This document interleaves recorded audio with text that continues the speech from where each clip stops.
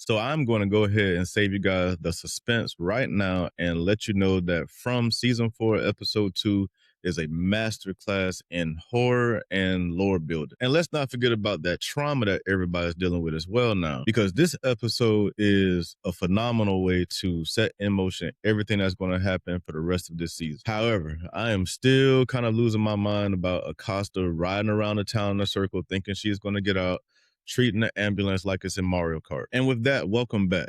Last week, we saw the man in yellow rip out Jim's throat. And this week, we're dealing with the messy, traumatizing fallout from all of that. And not to mention, we have these new Nightmare on Elm Street type rules to the story walking amongst all the bloody fake outs that we have as well. And as you can tell from watching, the community is totally rocking at this point. And if Boyd was supposed to be the person that's holding this community together, then Jim's death is definitely got everybody on his heels. So today we're going to do a deep dive and we're going to recap and break down that final message that Jim left to Ethan. And then we're going to talk about some of those hidden Easter eggs that you may have missed as well, because there were a few sitting in there that you may or may not have picked up on, but we're going to talk about all of those right here. So go ahead and hit that subscribe button. Let's go ahead and jump into it. Okay, so right out of the gate, we see Sophia outside crying at the beginning of the episode, and we know that she's the man in yellow. And in my opinion, this is all some type of fake out to get Kenny to come outside, which he does.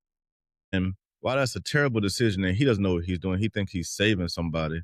But I just think this is another sign pointing towards Kenny's ultimate demise, because while I thought Kenny at one point may make it all the way to the end of the entire series, Kenny is in some definite danger because Sophia, aka the man in yellow, is definitely laying some breadcrumbs for him to follow, and they're probably not the right ones. And for whatever reason, Kenny is finding some liking to this person that he just met.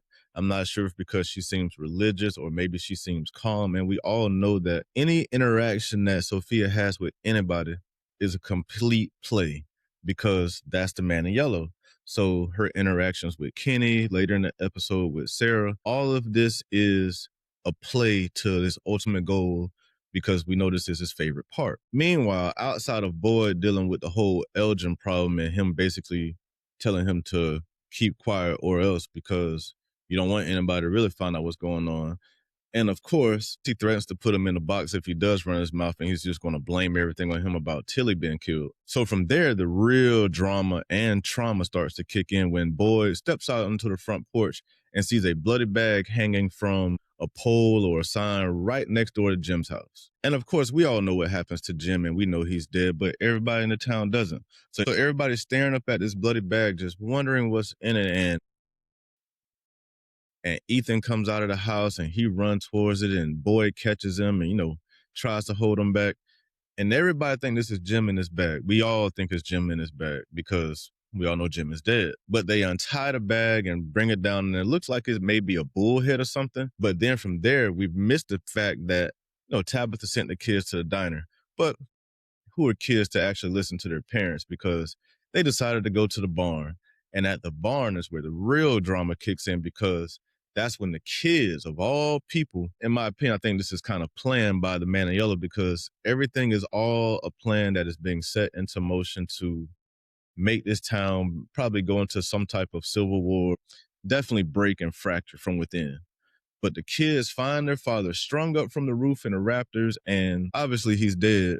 And the kids scream and everybody comes running. And of course, nobody knows what's going on at this point because we just found a bull's head.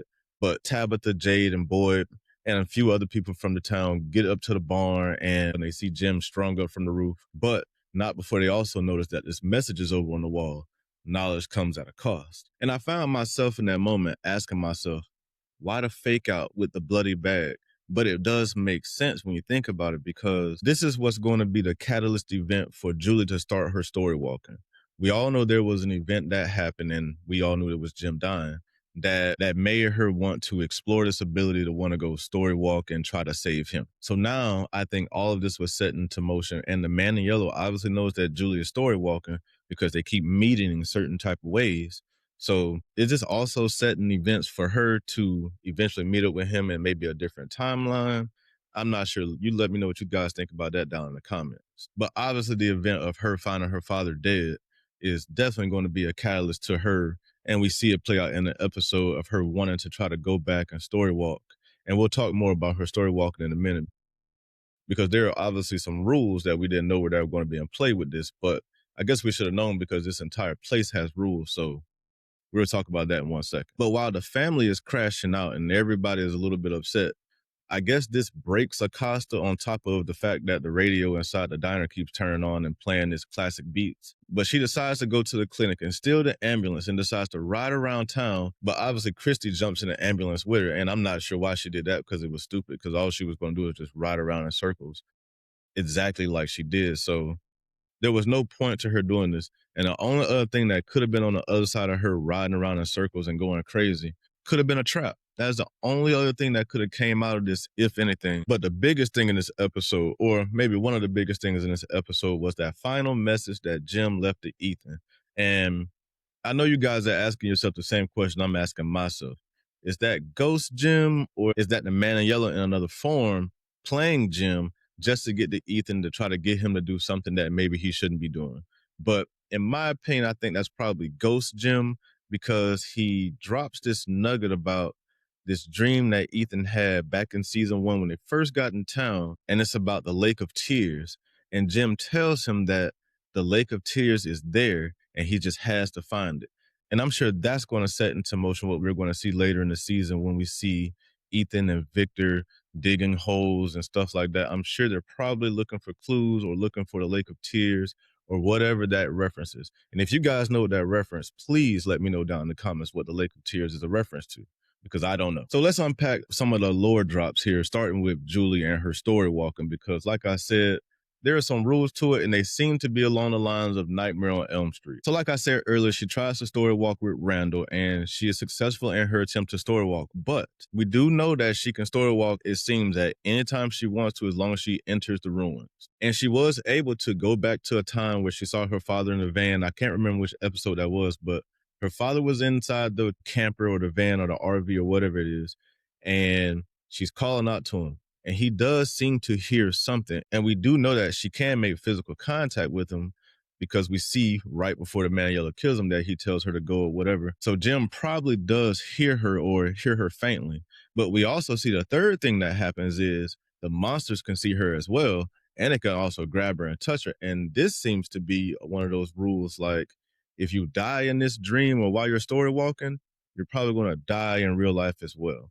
So she's going to have to be very, very careful when she's story walking, because this isn't going to come with no risk at all. And then we have Jade's theory about him and Tabitha being connected to the bottle tree and saving the kids. And he believes that it's because of them is the reason that Jim is dead, and that their knowledge of potentially how to save the kids is the reason that Jim was punished. And we all know that Jim made a lot of decisions on his own to build a radio tower. Jim did a lot on his own to maybe earn some knowledge.